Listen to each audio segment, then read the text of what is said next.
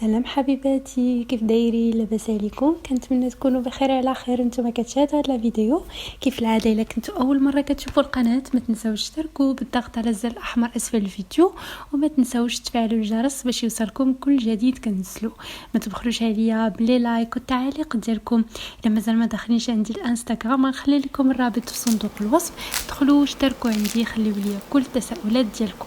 بالنسبه للفيديو ديال اليوم غادي نشارك معكم ميني بسطيلات بعجين ديال المسمن كيجي رائع بدون ورقات البسطيله، بواحد الحشوه كتجي معلكه اقتصاديه، بواحد المكون بسيط اللي كنضيفوه في الحشوه كيعطيها واحد التعليكه خطيره. انا متاكده الا جربتوا هذه الوصفه غادي تنال الاعجاب ديالكم. بلا ما نطول عليكم خليكم مع المكونات وطريقه التحضير. بالنسبه للمكونات ديال العجين عندي هنا 200 غرام ديال الطحين الابيض، عندي ابيض بيضاء، القليل من الماء باش نجمعوا العجين، والقليل من الملح. اول حاجه غادي نضيفوا هاد ابيض بيضاء،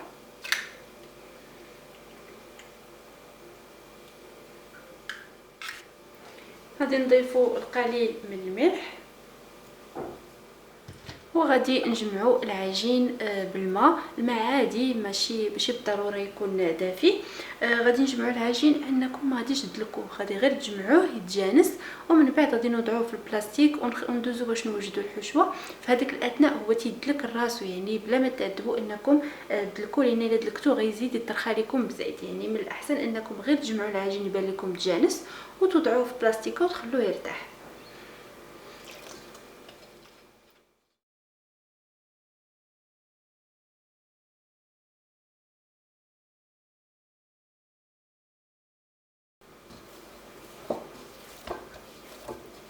صافي غير جمعتو تجانس ليا، ما دلكتو ما والو.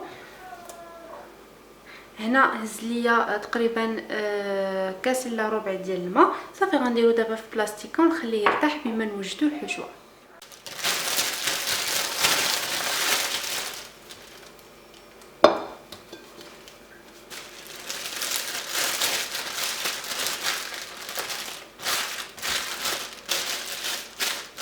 بالنسبه للمكونات ديال الحشوه غادي نشاركها معكم على مراحل. بالنسبه للمرحله الاولى عندي هنا قطع ديال الدجاج. بطبيعه الحال القطع ديال الدجاج كيبقى على حسب الرغبه ديالكم، على حسب العدد الافراد. المهم هنا عندي قطع ديال الدجاج اغلبيه ديالهم صدوره.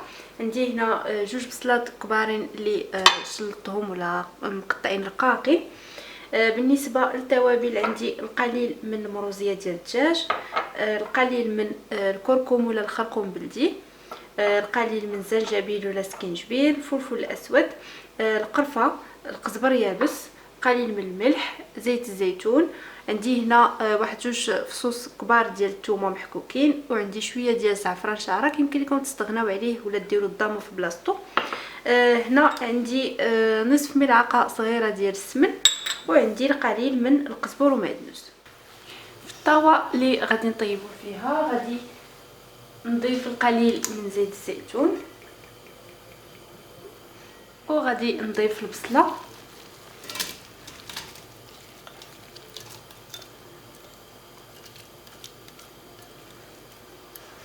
غادي نضيف قطع ديال الدجاج. انا غادي نقص العافيه باش هكا نخلي داك الدجاج يطلق داك الماء ديالو، حيتاش انا ديجا ما مشرملهش قبل، غادي نستعملوه مباشره. فكنقص العافيه باش هكا كيتشرب جيدا دوك التوابل. غادي نضيف السمن، غنضيف الثومه مع داك الزعفران شعره، نضيف القزبر ومعدنوس، قليل من الفلفل الاسود، من الكركم،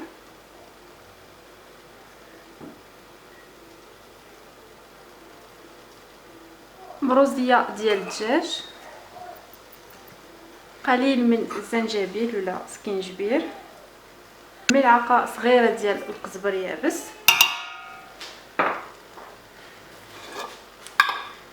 ملعقه صغيره ديال القرفه، مع القليل من الملح، وصافي غادي نخلي هادشي يتقلى ويتشحر على خاطرو. غادي نقص ليه باش هكا كي قلت لكم داك الدجاج يطلق عفوا الماء ديالو. وصافي تبقاو تقلبوه بطبيعه الحال كل شويه باش هكا حتى كيبان لكم بان الدجاج ديالكم طاب ولا فتي. عاد باش نحيدو الدجاج بطبيعه الحال كل مرحله راه غادي نشاركها معكم.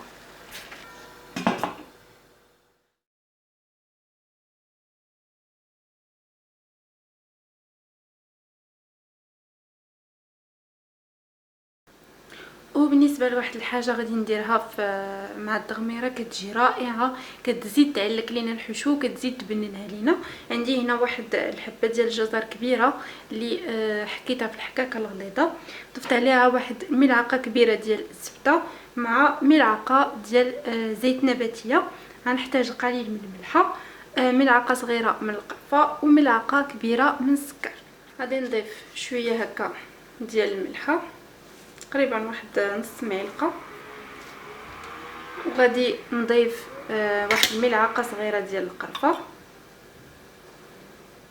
ملعقه كبيره ديال السكر سنيده، وغادي نضيف واحد الملعقه كبيره ديال الزيت النباتيه.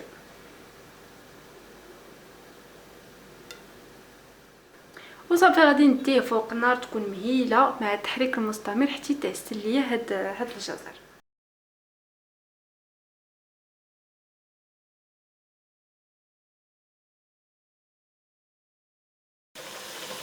صافي هنا من بعد ما كيوجد ليا الدجاج غادي نهز القطع نحيدهم.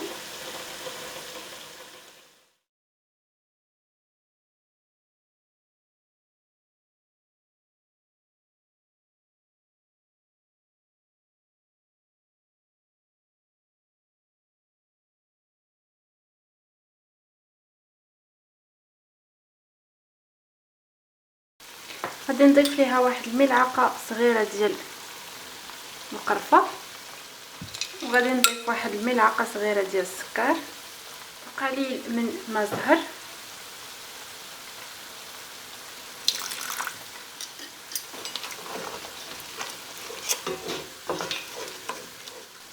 وغادي نضيف داك الجزر ولا داك خيزو اللي عسلت،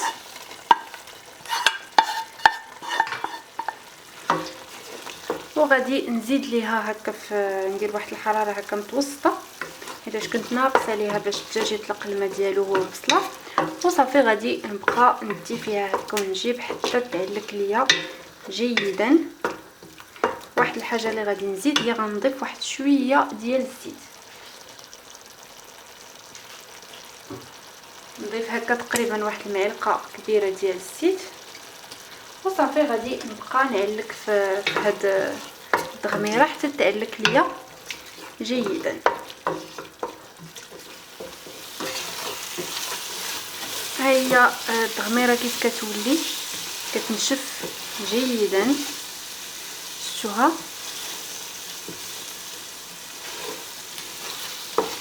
صافي دابا غادي نضيف عليها داك الدجاج اللي نقيته وفتتو بحال هكا. وهنا غادي دابا وجدت الحشوه، ها هي خليتها كي شفتو كتجي رائعه معلقه. خليتها دابا كتبرد، وغادي ندوز نشوف العجين. شفتوا العجينه كتكون كتلصق، غادي نجبدها من البلاستيك. ها هي العجينه كتكون مرخوفه كدلك راسها كيف شفتوا. انا بانت ليا مرخوفه بزاف فدخلتها واحد شويه للثلاجه باش هكا تشبر ليا في راسها غير شويه باش نلقى كيفاش نخدم بها. وصافي غادي نشكل بها كره بحال هكا. نتوما الا بطبيعه الحال درتو كميه كبر، مثلا درتو 600 غرام ولا ديال الدقيق، فغادي تخرج لكم بطبيعه الحال كميه كبيره، يعني باش ما دوبلتوا المقادير. الا كانت عندكم بطبيعه الحال العجينه كبيره فكتقسموها الكرات يكونوا بهذا الحجم، كيكونوا كبارين. انا حيتاش درت كميه قليله فهذه غتعطيني 9 ديال البسيطيله. غادي ندهن هنا شويه ديال الزيت، ندير عليها هكا شويه ديال زيت نباتيه، وصافي غادي نغطيها بالبلاستيك وغادي نخليها 5 ديال الدقائق وصافي. غادي نبداو التشكيل ديالها. في هذه الاثناء انا غادي ندوب شويه ديال الزبده. انا عندي زبده ديال العبار، يمكن لكم تستعملوا اي زبده. غادي ندير فيها واحد المعلقه ديال النشا باش هكا كتزيد كتورق لينا العجين. وبواسطه الزيت النباتيه غادي تورقوا ديك الكره حتى تورقوها جيدا في البدايه. ضروري انكم تورقوا بزيت نباتي باش هكا ما تقطعش لكم العجينه. وصافي غادي ندهنها بداك الخليط ديال الزبده والنشا. غادي ندهنها جيدا ونطويها على شكل مسمنه كبيره، يعني على 4. فيما كنطوي كندير داك الزبده مع النشا باش هكا كيجيني مورق وكتجيني مقرمشه كيف سمعتوا في البدايه ديال الفيديو. خليت لكم اكسبري تسمعوا الصوت ديال القرمشه. صافي كيمكن لكم دابا تخليوها ترتاح واحد 5 دقائق عاد تعاودوا تسرحوها. انا سرحتها مباشره ما كانش عندي الوقت باش ما تعذبكمش. خلوها ترتاح واحد 5 دقائق حتى 10 دقائق باش تجيكم سهله انكم تسرحوها. يعني غادي تحاولوا انكم تعاودوا تورقوا ديك المسمنه. غادي تورقوها بالزيت النباتيه، ضروري الزيت النباتيه، ما ديروش الزبده كدار غير فاش كتبغيو طويو في الوسط. صافي حتى كترققوها شويه، يعني كديروا مربع كبير وكتقسموه على 9 ديال القطع. بطبيعه الحال الحجم نتوما كتحكموا فيه، تقدروا تقسموها غير على 4 الا كنتو بتديروا الحجم شويه كبير. انا غنديرهم صغيورين، يعني قسمتهم على 9. وهنا خديت هاد الزليفه اللي غادي ناخذ بها الشكل، نصايب بها الشكل ديال البسيطيلات. دهنتها بالزيت النباتيه باش هكا ما تلصقش ليا البسطيله ملي نبغي نقلبها. صافي كنوضع المربع ديالي ديال العجينه. كنعمروه بطبيعه الحال الكميه على حسب نتوما واش بغيتوها تكون عامره بزاف غير شويه. انا كمكون اختياري درت غير شويه هكا ديال كاوكاو مهرمش غير شويه. كيمكن لكم تستغناو عليه. غنخلي لكم لا فيديو في صندوق الوصف. كنت درتها بدون هاد اللمسه هذه، غير اختاريت نديرها في الدقيقه الاخيره. وصافي كنبقى كنطوي وبمساعده ديال الزيت النباتيه كنحاول نثبتهم باللصق جيدا. غير هو الا بانت لكم العجينه كثيره كتحاولوا تزولوها باش هكا ما تجيكمش معجنه من التحت، يعني تجيكم مقرمشه. صافي كتحاولوا تلصقوها بالزيت النباتيه وتثبتوا جيدا باش تاخذ داك الشكل ديال ديك السليفه. ومن بعد كتقلبوها، كتحاولوا انكم تصايبوا الشكل ديالها وتوضعوها في الطاوه اللي غادي تدخلوا الفران. انا هنا مفرشه فيها الورق ديال الطبخ. وصافي غادي نستمر هكا حتى نكمل الكميه كامله اللي عندي.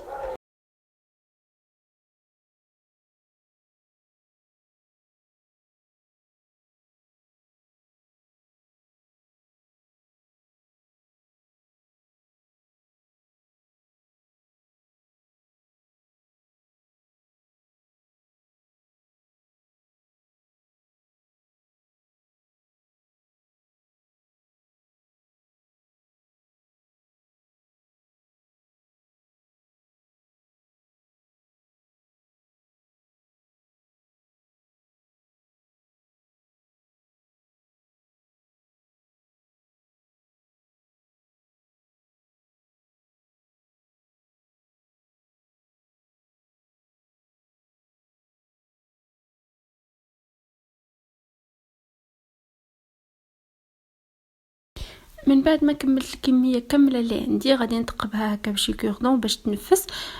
وصافي كندهنها بصفار البيض، صفار ديك البيضه. كندهنها جيدا وكندخلها للفرن يكون مسخن في الماكسيموم. انا عندي مسخن على 250 درجه. كيكون مسخن مشعل ليه الفوق والتحت كندخلها غير كتبان ليا بدات كتشمع، يعني بدات كتنشف. وكنقص الحراره لتقريبا 180 190 وكنخليها طيب على خاطرها. هاد البدايه تاع الفران يكون سخون هو اللي كيخليها تقرمش لينا وتعطينا ديك القرمشه.